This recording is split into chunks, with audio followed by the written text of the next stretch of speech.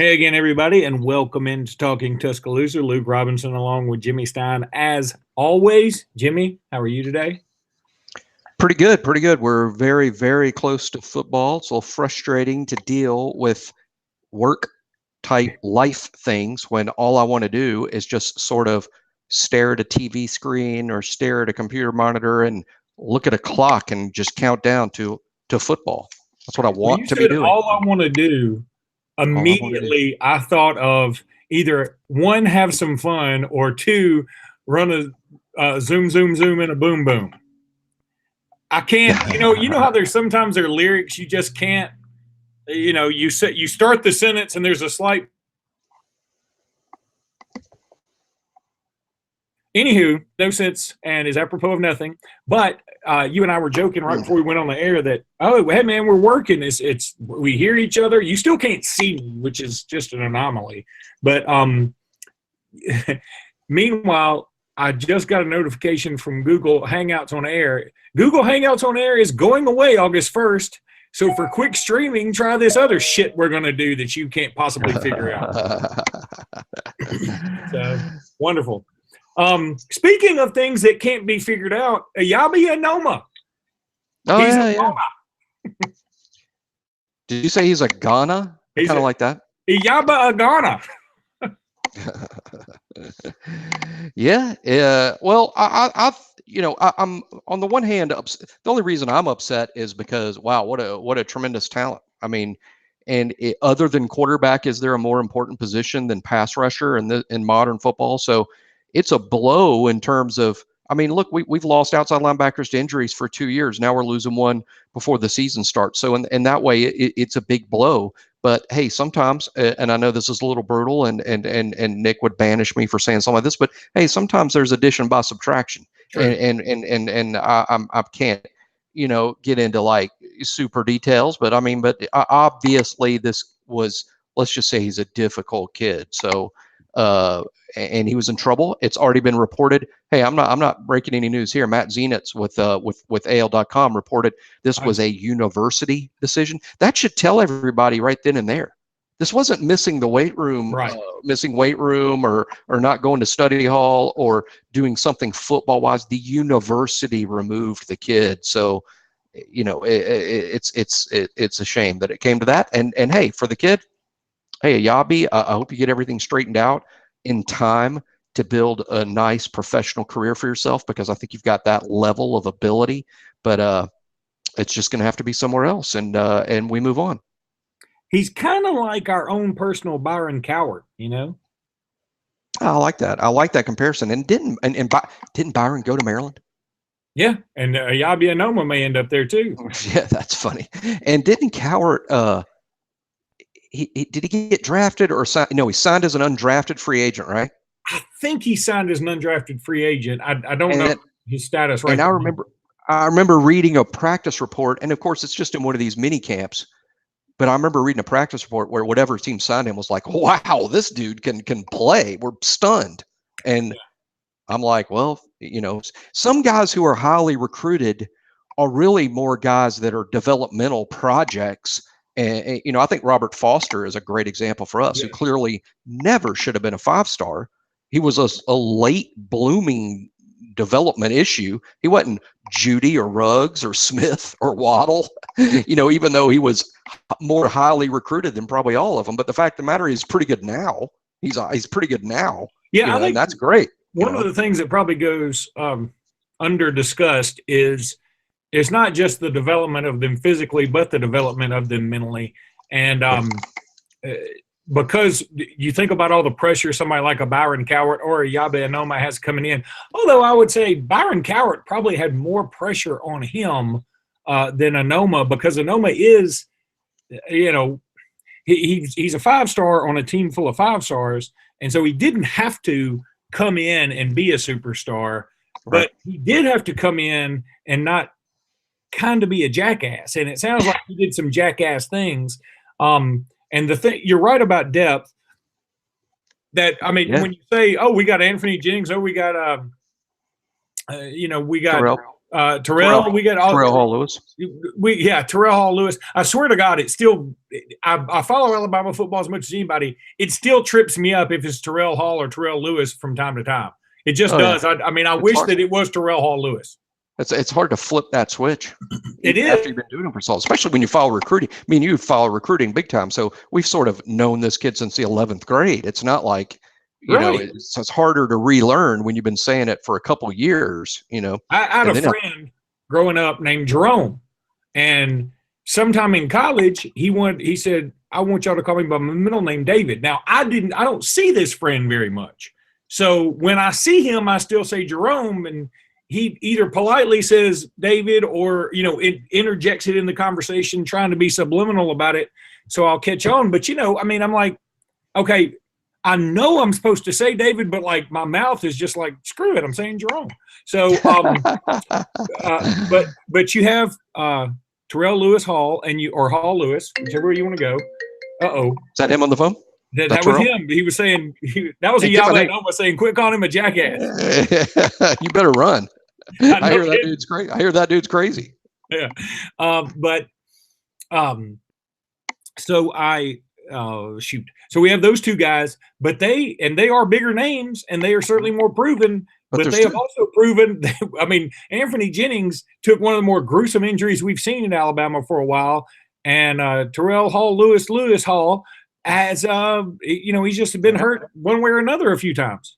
That's right. And our third guy, now it's like, well, you can't just have two, you need to have three. And the third guy's Chris Allen, and he's all the potential in the world, even started a couple of games as a true freshman. But I wouldn't call Chris Allen totally proven at the SEC level just yet. I mean, he hasn't been a good player on the field yet. Now, I feel nearly certain he will be, but not. So he's the third guy, and we only have 7 now. So the fourth and fifth guys are true freshmen, Kevin Harris and King Imwukata. I need to look at it when I say it. Is it? I think it's King Imwukata Hall. King. Let's just go with King for now until I hear Brad Nessler say it a few times. Let's go with King. Vern, where the hell are you, Vern? My king is for Vern to say that name. Vern retired when he saw that we were recruiting this kid in the 9th grade. But so it's King and Kevin Harris. And while I know we have fans out there, and yes, I'm going to rip on you because I'm probably talking to fans who are listening to this, the ones that say, oh, why are we worried about a Noma? We have Kevin Harris coming in. Yeah. That just frustrates me. It's because the odds that Kevin Harris or King can be a very good SEC player as a freshman are long against it. And B, don't put those expectations on a kid. And C, even if they're not great as a freshman, that doesn't mean they won't be great the next year. But regardless, we can't count on Kevin Harris or King being good right away. They're only bodies for now. That leaves 2 guys that we have for real depth, and they are Jerez Parks, who is the extremely rare blue shirt, red shirt. Wait a minute, you got to say that name again, because once again you froze. The mouse quit running on your internet. Yep. Oh, well, he gets worn out. Jerez Parks. Oh, Jerez Parks. Yeah, he is the blue shirt, red shirt. Blue shirt, red shirt. Hey, when you combine blue and red, what do you get? Is it purple? Blue and red is purple. Yeah. Okay, so let's me and you call him the purple shirt. Is okay. If he may get a purple shirt by the time this thing is over. He might get a purple heart for fighting World War VII. He's going to leave Alabama like 31 years old if you keep, but regardless, I think Jerez has a chance to be good. Somebody close to the program told me, hey, this guy's going to be good. It's just not going to be soon. And there's Jerez right there telling he don't like this purple shirt shit at all, does he? I mean, he does. It is crazy. Today's been pretty lax day on the phone. I've been getting text out my ass and phone calls while we've been on this thing. I finally get it working. I want to call these guys and say, "Don't y'all know I'm doing a podcast that 13 people listen to?" Yeah, and I've been super busy all day, and I left my phone in the other room purposefully with my secretaries in there. Now she's the one returning the work text, but yeah. But anyway, Jerez Parks. Tell the truth. You left your phone in there in hopes that she will take some selfies. Maybe I should look, man. Yeah, she's worked with me too. She's worked with me too long to like me. So okay, yeah. Well, so she's been there damn near a week, huh? Sometimes they just know you too well. So Jerez Parks and the infamous, and I did say infamous, the infamous Ben Davis. That's the depth. Oh God. Well, boy, I could talk about Ben Davis for 30 minutes, and when I talk about Ben Davis, I wouldn't talk about the dude one single time. I would just talk about the fans for 30 minutes that incessantly to this day ask as if I know Anoma left, the door is open for Ben Davis. I've read those serious posts on big boards, and it boggles my mind how people don't. And I'm not saying give up. We've had fifth-year players. Hell, Josh McMillan at Alabama is about to be a starter for the first time in his fifth year. So it does happen. And I think Josh will be a pretty decent player. But it just boggles my mind how people don't get Ben Davis. They get, who's about recruited the same as Ben, who's played no more than Ben, is Nigel Knott. Nobody talks about him. Like, we get that it didn't if you work had out made with me bet whether or not Nigel Knott is still on the roster, I would have probably said no. Yeah, and same age, highly recruited kid, national top 100, top DB in Mississippi, recruited by everybody, great athlete. It hasn't worked out so far, and that's fine. That's fine. I hear he's a really good kid. That's fine. But nobody goes, what happened with Nigel Knott? But my God, Ben Davis is discussed slightly less than Tua. It's just true. Here's what's funny, Jimmy. There was a time in our football lives where a fifth-year senior starting was an awesome thing. Now you're like, oh God, we're relegated to starting this guy that's been there for frickin' ever. Yeah, it's like basketball. I mean, when you're a senior in basketball, the first thing people say is, "Boy, what's wrong with that guy? How come he has to play basketball as a senior? Or why isn't he in the NBA or in Turkey or Russia playing basketball?" But football's sort of turned into something very similar. But anyway, so that's what our outside linebacker situation is. It's Terrell and Anthony, who are fantastic all SEC NFL talents. The promising Chris Allen as the third guy. And as of right now, I tell you, those are the only three guys we're going to see play with the first team. And they're keeping their health is critical. We're going to hope that Kevin Harris and King can help us as freshmen, at least in garbage time. We're going to hope that they can help us. But with true freshmen, all you're really doing is hoping. And the depth, guys that will have to play if the first three guys get hurt are Jerez Parks and Ben Davis. And based on what we know to date, I don't know that either one of them is ready to be a good player in this league, though, again, I think Parks will be pretty good at some point down the road. Again, a developmental guy, not a step off the bus and be a badass guy. No, but he is, I think he was a highly touted player. So, I mean, let's give him a chance. National top 120, yeah, national top 125. It's just that some people develop, I think I'll give you a good example. DJ Fluker. Fluker even started as a redshirt freshman and was drafted, I think, as the 11th pick in the draft after his junior year at Alabama. I believe that's right. So he was there for 4 years. And let me tell you this, DJ Fluker, if he played when he was a true freshman, it would have been a train wreck. He was nowhere near, and I saw scrimmages. Trust me, he was nowhere near ready to step on the field and play as a true freshman. I'll give you another good example of a guy who wasn't ready to play as a true freshman. That's a Yabi Anoma. I don't know if you've seen it today, Luke. I don't know if you've seen it or not, and it's sort of hilarious. But my gosh, is it a great illustration of why we put too much on these true freshmen. Jonah Williams himself posted a video from an Alabama practice, and I think it was a scrimmage, a practice of him versus Yabi Anoma. Yeah, and it was one rep. It's just one rep. It's just one play. But in that play, you didn't need to see anymore. Jonah Williams looked like, I'm ready to play in the NFL now. This game is boring me. And Yabi Anoma looked like the skier at the beginning of Wide World of Sports, who stepped up there at the top of the ski lift, got off the ski lift, and then went down the hill like he'd never done it in his life and wrecked to the point that it was just horrifying. That's what that play looked like, because Jonah Williams blocked Iyaba Anoma effortlessly, Oh, yeah. effortlessly, and destroyed him. And without, you could tell watching the thing, Jonah didn't even try. He knew he didn't have to, and just destroyed the guy. And that's not to say, I think some fans might watch that tape and go, why did we ever think Anoma was going to be good? No, that's an NFL ready veteran versus a kid.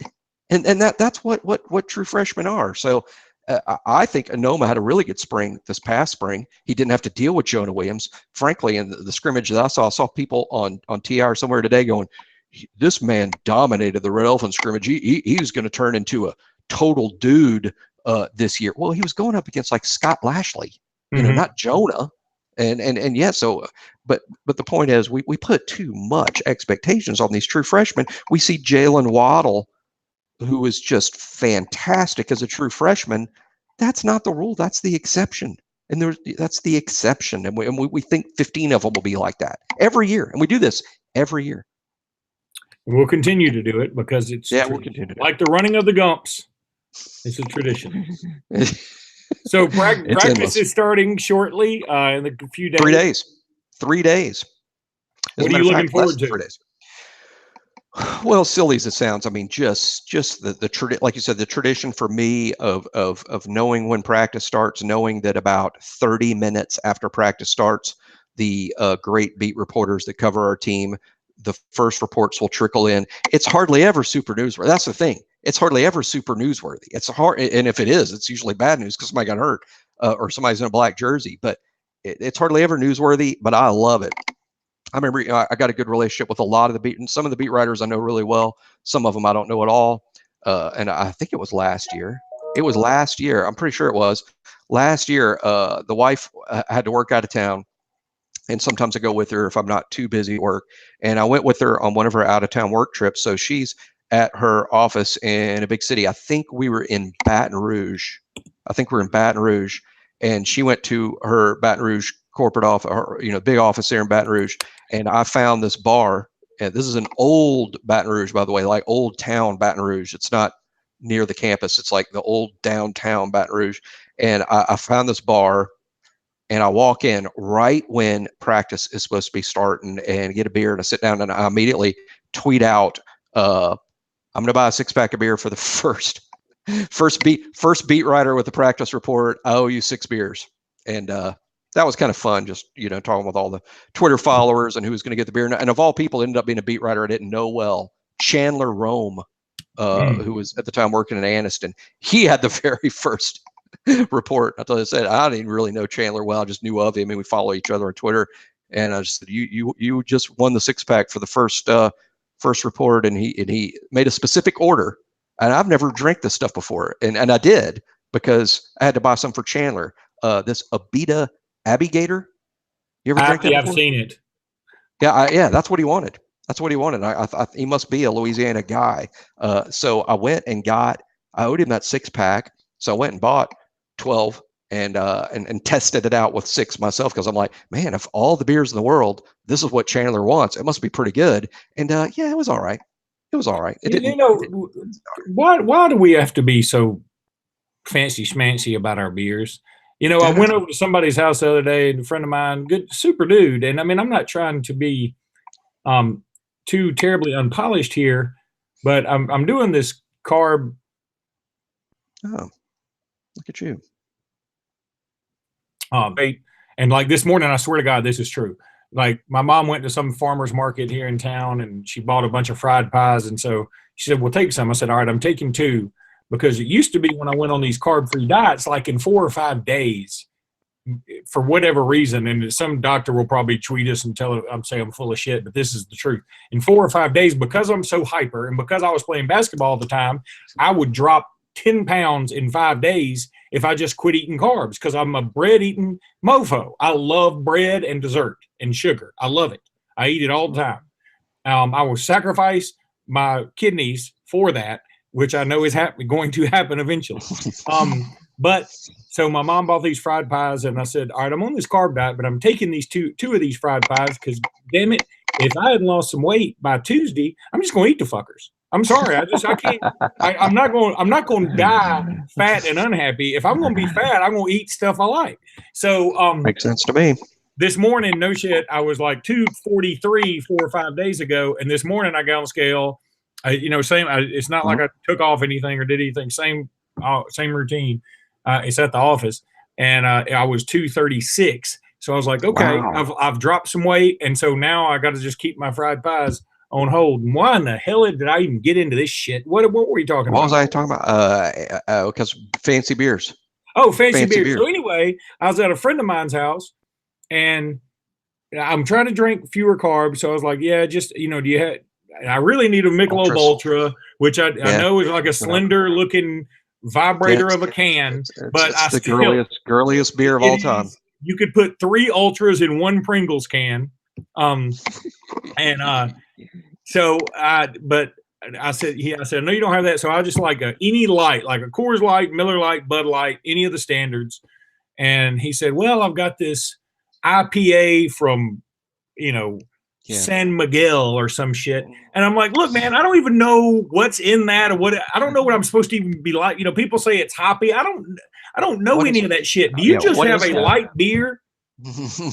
I mean, when did we get so weird about these thick ass beers? I couldn't agree more. I mean, I'm a Miller Lite guy myself in terms of like every day. It's kind of like our lady folk. They have, we have the everyday China and then the special China. I'm sort of I got this everyday beer. That's Miller Lite. Now I do like my special beers for occasions, but I'm not going to turn like the fancy beer to the everyday.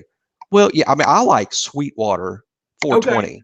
I like Sweetwater 420. You're getting in the gray area, but yeah, okay. But that's my special occasion beer, or sometimes like some other. But in terms of like, what's wrong with just drinking Miller Lite? Is you're just or Bud Light or Coors Light's very good too. But but all of them have some story like.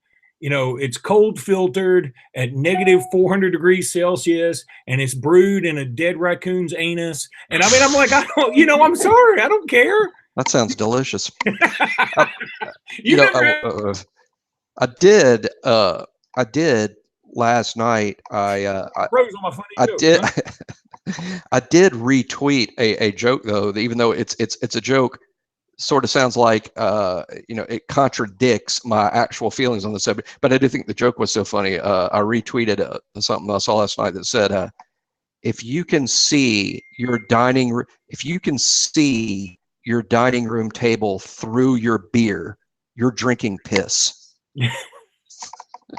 That's sort of like that.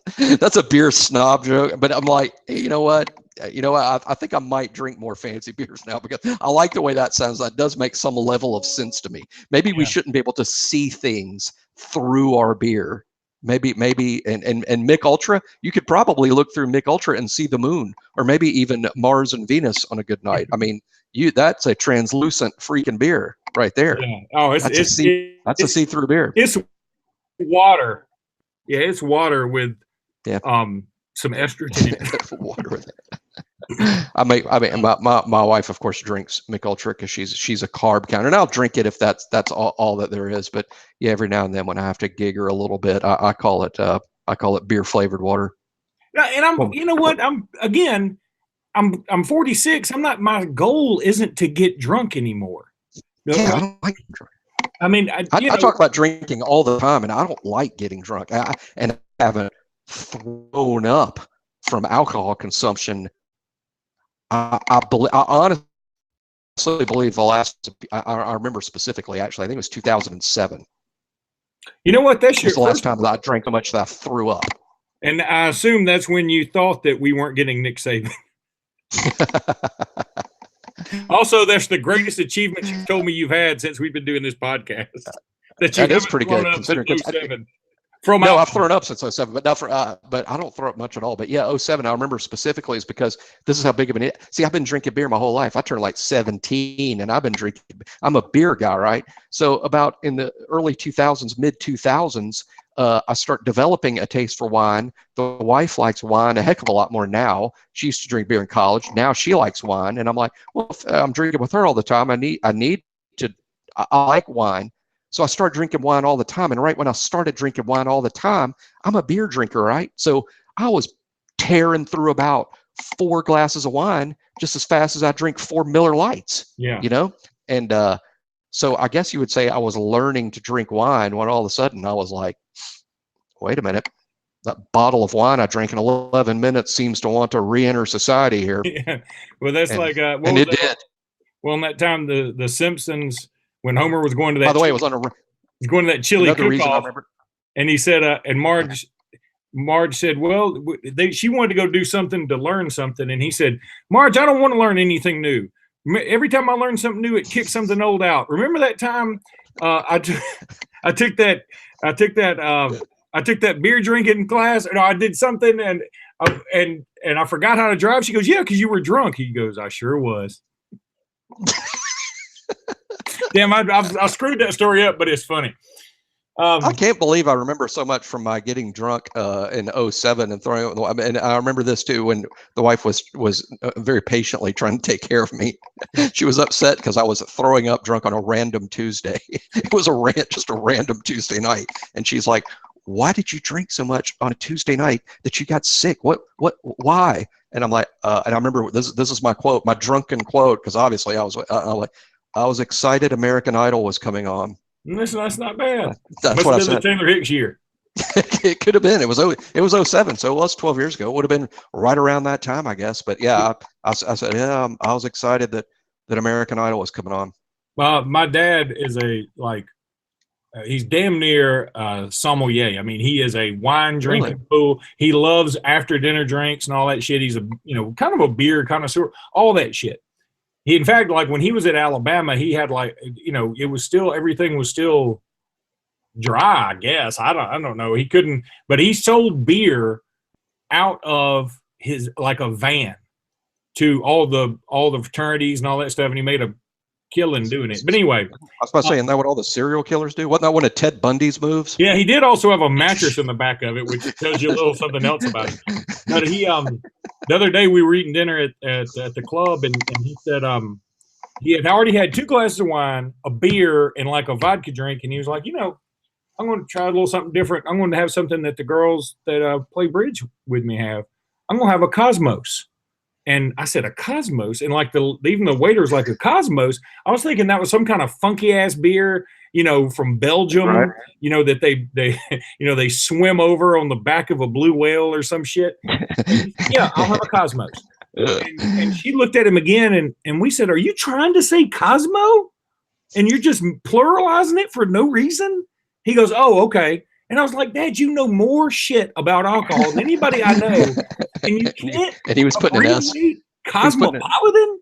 He was putting an S on Cosmos. I mean, just for no reason. I guess I was like, you want 2 of them? I mean, what the hell? So what's a Tom Collins? What is a Tom? What's a Tom Collins? What is that? Do you know? I don't know, but wouldn't you hate to be named Tom Collins? I guess. Unless your drinks are free. Oh, you'd have to be either the world's biggest dickhead, stuck up and pissed off at everybody, or the most fun son of a bitch that anybody's ever been around, right? How about if I walk into a bar and say, hi, I'm Tom Collins. Give me the Jimmy Stein. That's not bad. And they're like, what? I'm like, oh, wait, I'm Jimmy Stein. Give me the Tom Collins. Oh, is that vodka with prune juice in it? Out of a raccoon, swilled from a raccoon's anus. Back to practice. I don't even know where the hell. Recruiting. Anything been happening recruiting wise? Well, Kendall Milton went to Georgia last night. Not a surprise whatsoever. This is my read on it. Again, sometimes my reads are way off, but this is just the way that the tea leaves are. But it seems to me that even though Kendall Milton is a deserved 5-star and a big-time prospect, reminds me a little bit of Najee Harris. And Kendall comes from a great family. I think he's a super asset. But it seems to me at some point we made up our minds that we like Zach Evans more than we like Kendall Milton. So losing Kendall Milton to Georgia last night was not a loss at all if Alabama lands Zach Evans, which I felt really, really good about a month ago. And now I'm starting to get nervous because here comes A&M. And that was always going to be the threat with him. And when he was a heavy lean to Alabama, A&M wasn't in his top 5 or 7, and now I think they're tied for the top. So I'm getting a little diarrhea over it. But Zach Evans is a fantastic prospect. I like Roydell Williams, who's committed to us now. But I think personally with our running back situation, where we could lose Najee Harris and B-Rob after this season, I think we need to sign 2 badasses, not 1. And we need 2 badasses, not a badass and a maybe. We need 2 badasses because we could easily lose Najee Harris. Here's what we need to discuss. Let's do a whole show on this next week because it's starting to drive me crazy. I am really sure, or I think I am, that it's pronounced Najee. And I think I got that from people that know him and players who refer to him in interviews. It's Najee. I feel really sure. And I'm a fan of the afternoon Chuck Oliver radio show that comes on all over the South. I like Chuck Oliver. I love that show because it's college football 24 hours. It's college football format for 2 or 3 hours every single day all year. And I love it. It's SEC football, ACC football all year. Nothing but it on the Chuck Oliver show. Highly recommend it. However, Chuck insists on calling Najee like he's from Paris. Najee. And it's driving me nuts to the point that I feel like I need to tweet at a player on the interweb and say, can you settle this for me? It's Najee, right? Not Najee. So I can send this to Chuck Oliver and get him to stop doing it because it's driving me nuts. Do you say Najee or Najee? I'll say Najee. I mean, that's because that's what it is. I mean, it is Najee. Who the hell is Najee Harris? I don't know, but it makes me mad now. I used to go, that's funny, Chuck's mispronouncing his name. Now he says it, and I want to drive the car directly into a telephone pole. Najee Harris sounds like Najee Harris's girlfriend. Exactly. That is a female name. Although, hey, I was pronouncing the name all wrong last year, and of all people to get the name wrong because his dad's like a famous NFL player, but it's not Patrick Surtain. It is Patrick Surtain, and I've had to train myself to say Surtain, but I've been saying Surtain ever since he was in high school, but it's Surtain. That's how, if it's important, that's how Patrick and his father pronounce it. I suppose we should too. But I've been saying Surtain. It looks like Surtain. There's a damn I in there. No, I know. But it's Surtain. My wife's and my daughter's, my wife's, her middle name and my daughter's middle name is Maury, but it's spelled Mowry, which I think anybody was saying Maori. And Maori. That's how I said it forever. And I was like, Maury is like somebody you order, a Reuben sandwich from.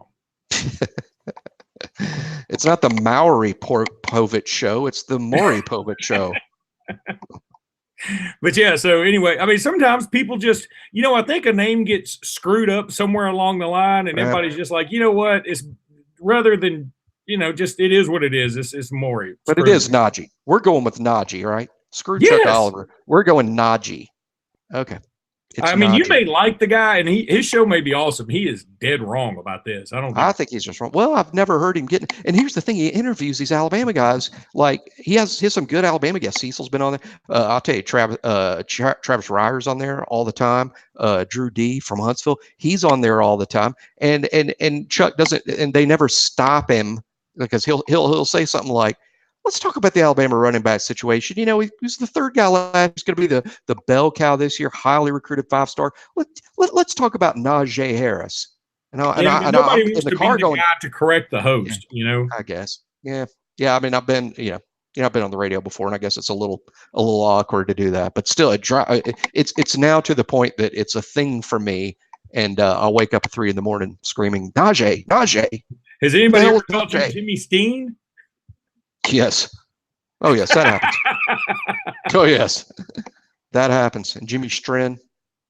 I was so excited. I was a good tennis player when I was growing up. I played a few sports, but tennis I was probably better at that than anything else. So we were playing in the 6A state championships. My high school team played at Faribault High School, and we're going to Montgomery Lagoon Park, and we're playing in the 6A championship. We got a real chance to win this thing. Mountain Brook is the big tennis program in the state, but we had a good chance. So the Mobile Press Register, at the time we all had newspapers, they come out and they interview us because we're leaving the next day for Montgomery, And so we all got to say a word or two. It's the first time I've ever been, covered by the media for sports stuff. And they interview us, and I get excited, and I call. I'm only, I'm 16 years old, so I call all my relatives, and I'm like, yeah, the interview, it's going to be in the paper tomorrow. And they took our picture, and I woke up, and I run outside to get the paper, at 6:30 in the morning, and I open up, and sure enough, there's a picture on the front page of our team getting ready to go in the van, and it says under it, local tennis stars, and it's got all their names, and then under it calls me Jimmy Strin. So instead of Stein, it was Strin. Jimmy That's Strin. awful. Anyhow, it's funny because a lot of people don't really do their due diligence. We were at when I played for Indian Springs basketball, we were never very good. My senior year, we ended up being ranked number 2, but I mean, it was fool's gold. But we were not bad, and we were playing in this tournament, like not a preseason, but like beginning of the season tournament somewhere out in the boondocks, because the HSA didn't really like us much because we were a private school, and so they all of our area games were 3.5 hours away, and so we were playing out in the middle of nowhere, and Indian Springs very famously does not have a mascot. We just don't have one. You don't have so it was the Indian Springs Blanks. So what was really funny I got to tell the first part first. So we're at this tournament, and you know how they do at these tournaments, the announcer goes, now introducing the Colbert County Wildcats, and he goes through the whole list, and now introducing the County Colbert Wildcats. Everybody's either the Wildcats or the Tigers, and in high school. And so they got to us, and it was now introducing the Indian Springs. And he realized as soon as he said it, shit, I don't know what their mascot is. And he just assumed we had one. So I make one up. I vividly remember this. He puts the mic, covers up the mic, and sort of looks back at somebody if somebody would please give me a signal, are you a bobcat? Are you a, what the hell are you? And he goes, Indians. Made it up. He was like, we're just the Indians. And so, but nobody wanted to be the Indians, because because you were Indian Springs already. We were already Indian Springs. And also I'd be willing to bet that the school, which is left leaning, was thinking, okay, we can't be anything we don't even want to be the Wildcats because we're afraid we'll offend Tigers, And so from that point forward, everybody in the one game we were playing Altamont, all of our, I didn't know they were going to do this. All the players were let's go. All the fans were let's go Sharks. We were the Indian Springs Sharks. They were whatever the mascot that would be least associated with Birmingham is what we were. You had a better chance of finding a polar bear in Birmingham than you do a shark, and we were the Sharks. That game you were. Oh no, forever. Until I graduated, we were the Sharks. So you did adopt that? Well, we adopted it for that season, and then I think everybody quit giving a shit. Did you own anything on it that said Indian Springs Sharks? No, because this was before you could with the internet. When nobody could, if you wanted to put something on something.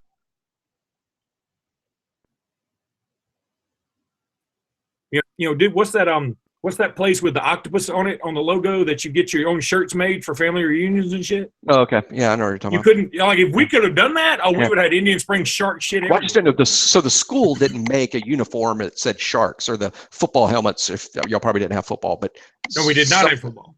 And so nothing. Here's the other thing. We were so we have a good soccer program, and we still do, but we really had a good one then. We won the state all the time. But basketball-wise, we just weren't that. Nobody ever gave a shit, and it pissed me off because I loved basketball. But all the jerseys were hand-me-downs of hand-me-downs. It was just awful, and it reminded me of when I was in junior high in Ellick City. We had a coach that didn't like cutting people. He didn't want to cut anybody from a team. I may have told this story before, but he never wanted to, because he was I don't want to hurt nobody's feelings, and he didn't really like basketball. But so he's I don't want to hurt nobody's feelings. So we had 44 people on the junior high basketball team. That's a lot of freaking people. We had a 2 deep for football on the basketball team. So anyway, how did that even possible? Well, I'll tell you how it's possible, because what they said was, okay, now the guys that play the most, they're going to have the first shot at the jerseys. So they got all the extra and double extra large shit, and I was just about as big then as I am now. And so by the time it got to me, and I stunk to high heaven at the time, I had rec specs. I was only like, I was in that halfway pubescent stage where like my right side had hair on it. I mean, it was just weird. And so I was just terrible. So I got the last pick of the uniforms, and all that was left was like, the warm-up pants, no shit, had to be smalls. I had to take off my high tops to get my warm-up pants off. I looked like I was going to be an extra in a Paula Abdul video. My shit was so tight. You could see my social security number. I mean, it was brutal. But anywho. Wow. So yeah, Yabi Anoma, you think you got it tough. Wow, you're lucky you didn't transfer to Maryland after all that. That would have been some shit. Okay, we didn't even talk about. Oh, we did. We talked about Zach Evans. But who's the last? Is Drake May? I mean, we talked about him. We just did one of these a few days ago. We talked about Drake May and Latrell McCutcheon, the juniors that and there was a new junior re-ranking in 24/7. I like when they do that. I hope fans don't. I like that there's a huge interest in it, because I love it when everybody's interested in recruiting, but there's such misunderstanding of how recruiting rankings work, and people put way too much stock in early rankings. The funny thing is they seem to understand how the NFL big boards change throughout the year, and they get that, and it works the exact same way in recruiting, yet it flies over people's heads. Well, and it actually is tougher in recruiting to me to evaluate it, because at least in NFL big boards, you can look at it. And I do remember, look, one NFL big board at one time had Lee Zimba going #1 player in the draft when he was a freshman at Auburn.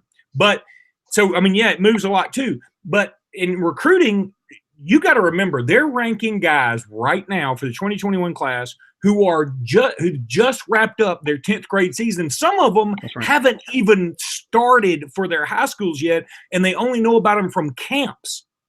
That's 100% correct. And I don't know how they think this works, but do they think that someone like Barton Simmons watches every player at every high school in the United States of America and comes up with these? I mean, it's an impossible task. It takes a long time to accumulate the information you need to accumulate to do the rankings, and that the earlier the rankings, the more likely it is that they're going to be wildly wrong. And the fact that we were just talking in this very podcast about how Robert Foster wasn't really good until he was, in his 5th or 6th year, his first year in the NFL, and Anoma was awful, last year.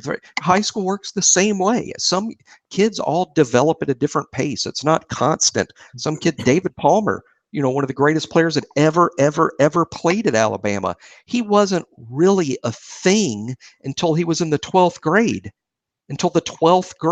He wasn't on the preseason Sweet 16 in the Tuscaloosa News for his senior year. He wasn't even preseason.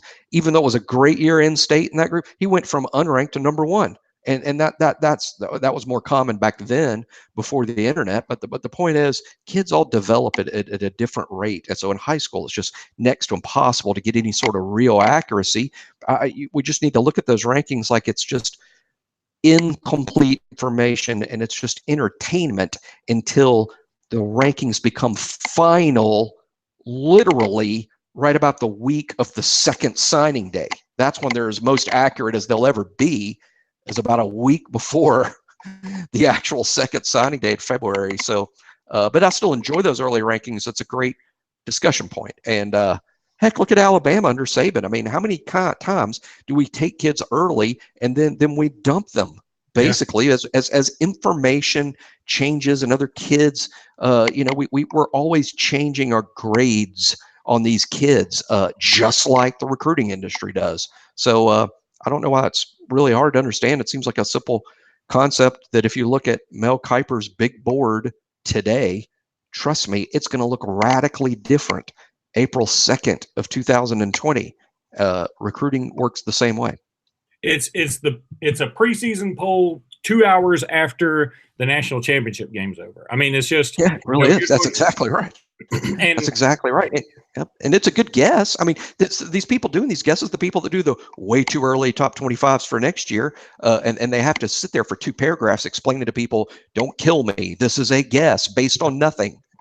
And I'm only writing this because I have nothing else to do between now and then. And like, I'm going to do 6 of these. I'm going to do one once a month until football season because we are starving for information and content. That's right. And it's fun to do. It's fun to put stuff like that together until you put it together and you hit publish or you hit tweet, and then people read it and they start, threatening your family's lives over how stupid you are.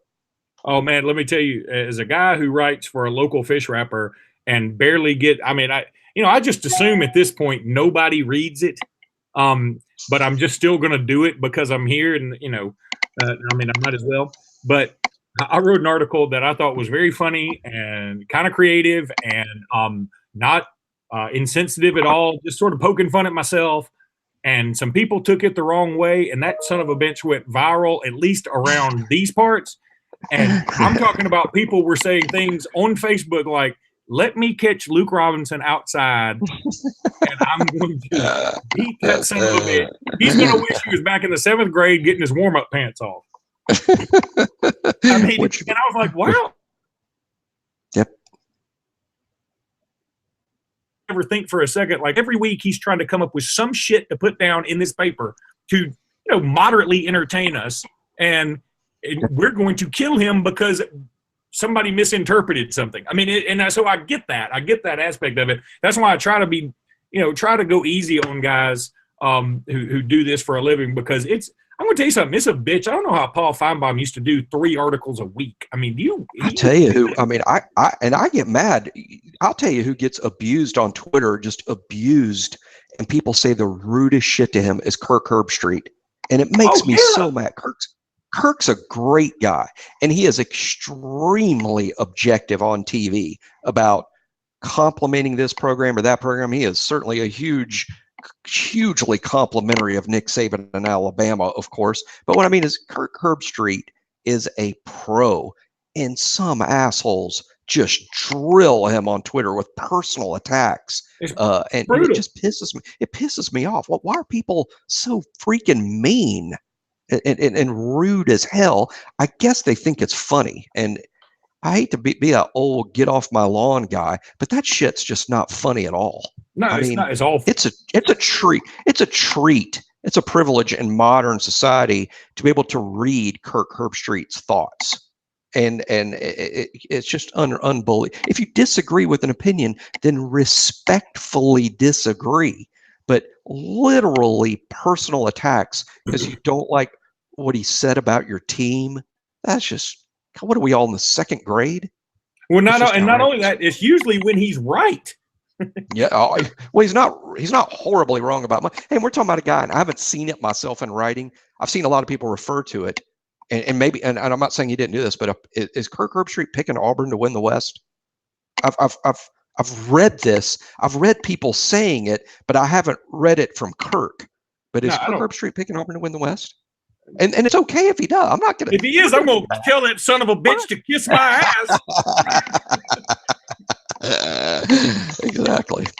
No, that was great. Damn it! I should have said that first. No, but I'm saying if he picks Auburn, that's fine. Fine, be wrong, Kirk. Fine, be wrong. But no, that's fine. Hey, I think he famously picked Auburn to win the national championship. I think in 2010 or 2013 or something. I mean, he one time got Auburn really right when everyone else had it wrong. Was going to win the West in 2013. Nobody picked him to win the national championship in 2010. Yeah, I forget what he did. He famously picked Auburn to do something great, and he was the only one that did, and he was right. And that's great. And sometimes you're going to be wrong. It's just the nature of predictions. That's another thing people on Twitter drives me nuts. They make fun of other people's predictions. Hey, make your own, and let's see who's right. Don't take a shot at somebody else. Say, oh, interesting opinion. Here's mine. But don't just take a shot at someone else's. And if you're so damn sure you're right about everything, then why aren't you in Biloxi or Las Vegas? They'll take your money. They'll take your money. And Another example is Yep. everybody. Alabama's schedule sucks. It sucks. Taint. It's awful. It's terrible. And so now we've been putting out slowly. Okay, we got home and home with Texas coming up. You only play neutral site games, so we got home and home with Texas, home and home Oklahoma, home and home West Virginia, and home and home Notre Dame. And we announced home and home with freaking Wisconsin. And some Ohio State goobers have put out there, why don't you come up here in the snow? Why the fuck would we come up there in the snow, man?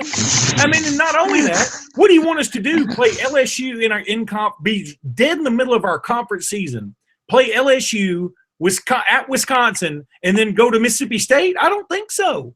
Nobody does that. You don't do that. And I'm sorry that you live in shitty weather. We don't. Miami's got better weather than us. I mean, what are we supposed to do? That's it's proof that as far as that one subject goes, we are never making anyone happy.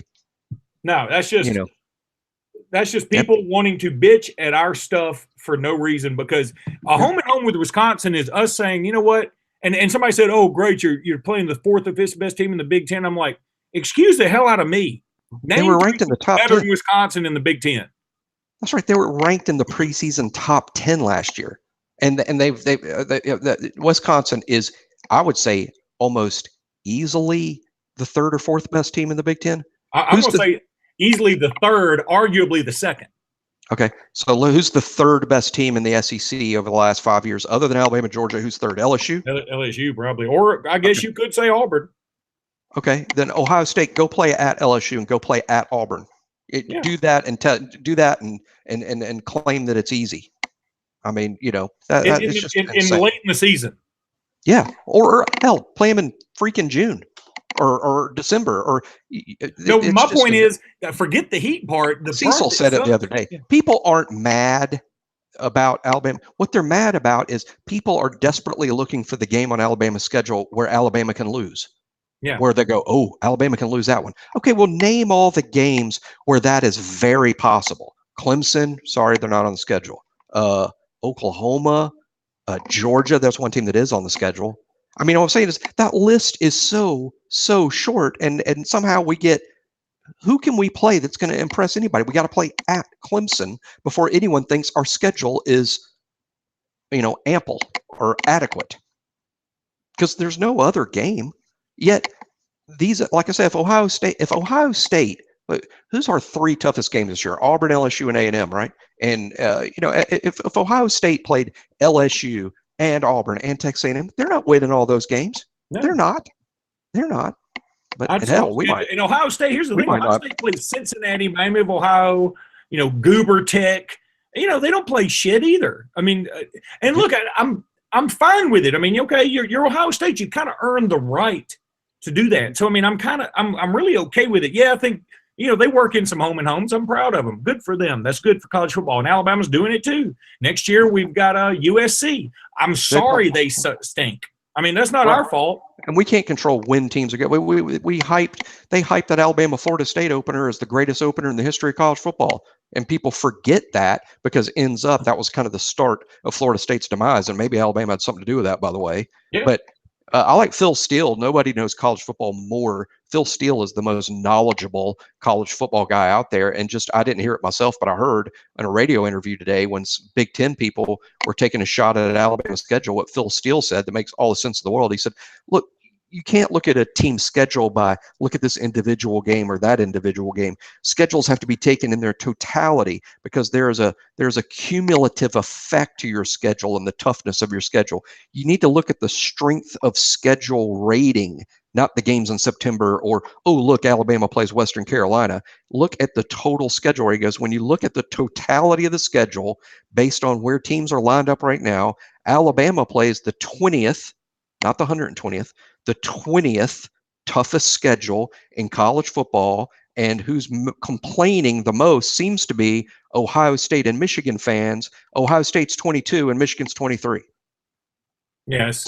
So per Phil Steele's, who's not good luck finding a guy more knowledgeable than Phil. Phil Steele says Alabama's schedule's tougher than Ohio State's and Michigan's, but what are they going to bring up every 20 seconds? Western Carolina.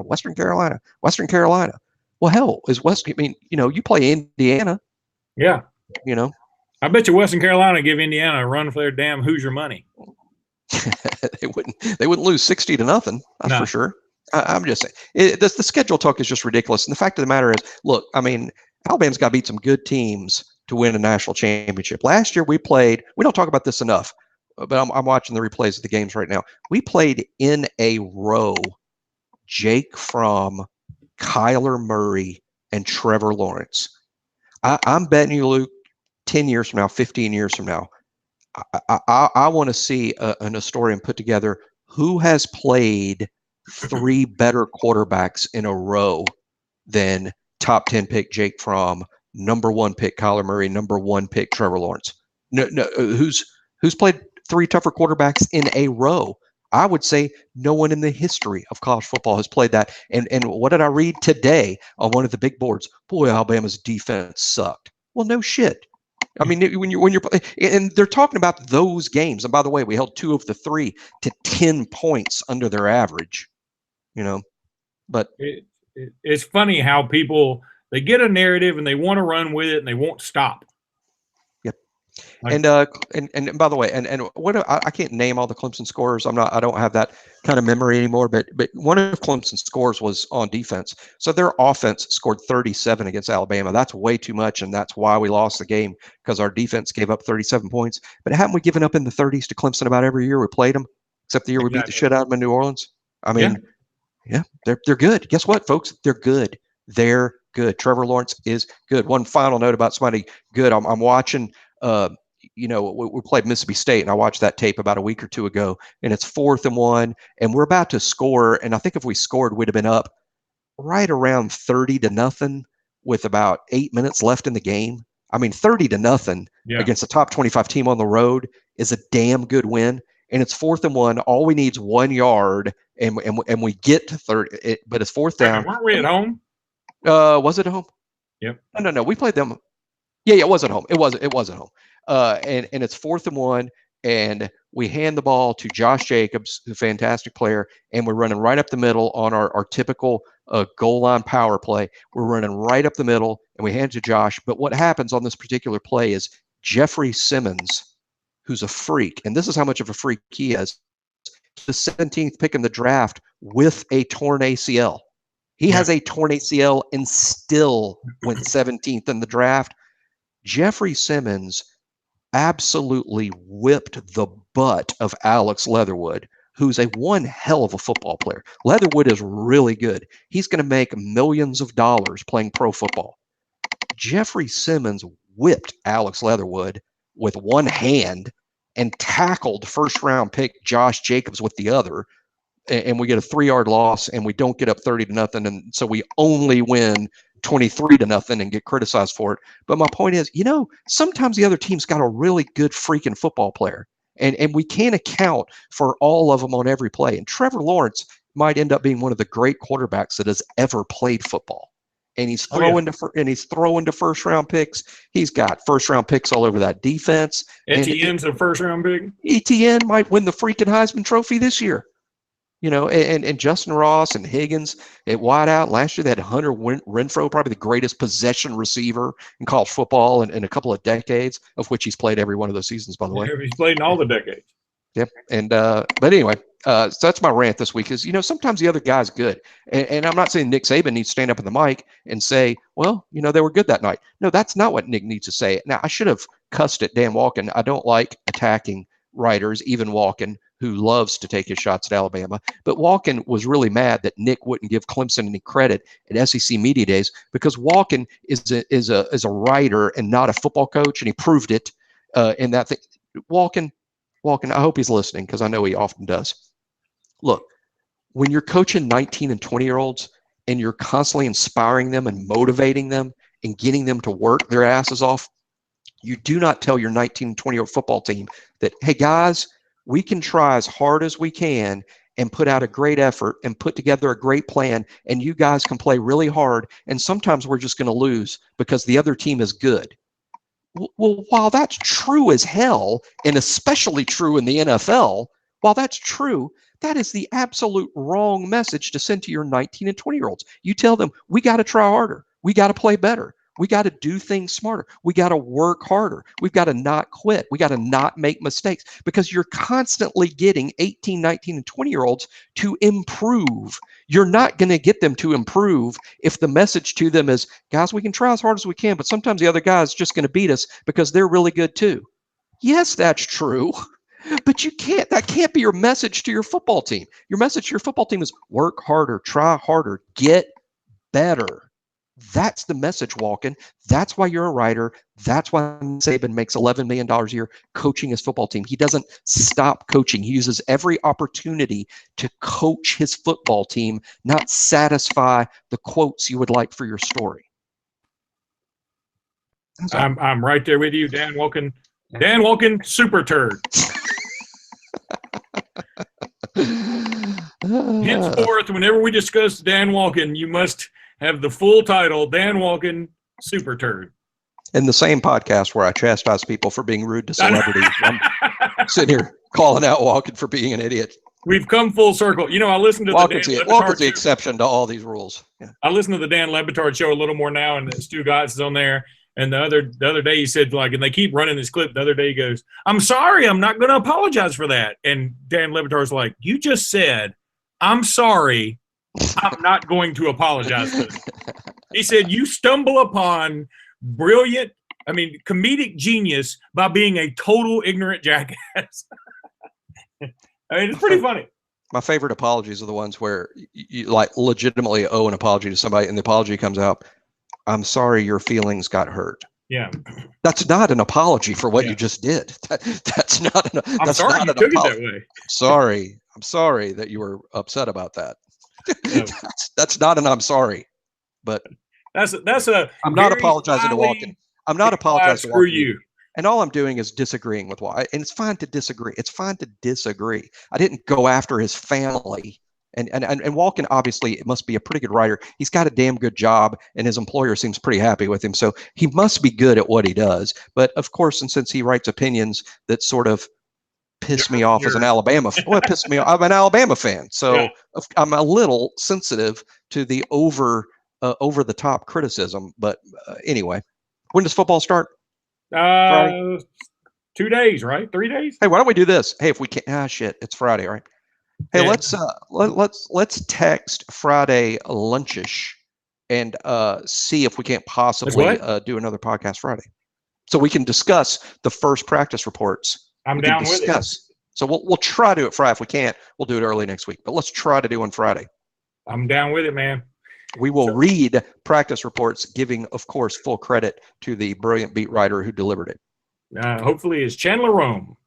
Infamous he left. He's now a beat writer for the Houston Astros of Major League Baseball. I guess that's a promotion, but he now covers the Houston Astros for the Houston Chronicle or something. Oh, damn. Okay. Yeah, he's in the big time. And he won the Andy Abigator Award last year. And we'll see if I'll offer us. Some of these the beat writers change out so much. It's kind of hard to. We'll see. All right, roll tide, everybody. Roll tide. We'll try to see you guys Friday. All right, buddy. See ya. See ya. Bye.